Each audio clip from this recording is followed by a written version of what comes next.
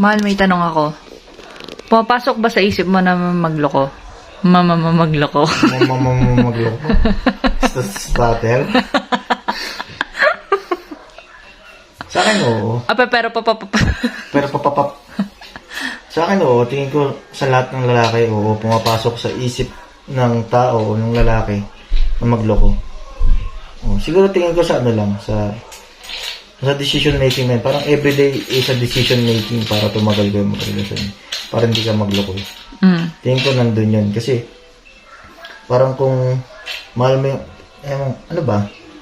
Kasi parang mas madaling gumawa ng mali kaysa tama, di ba?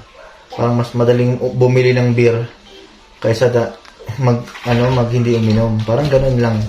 Yung pagluloko, parang feeling ko ganun lang yun.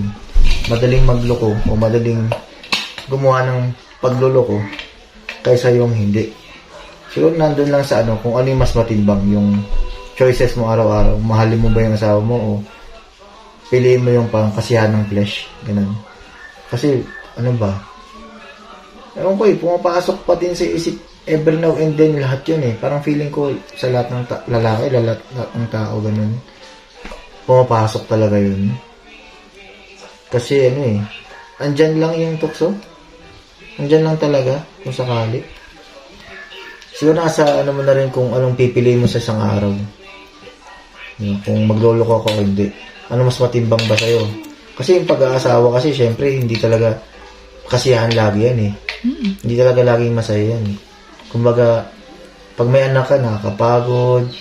Tapos, yung asawa mo na dati, fresh na mahilig sa sex.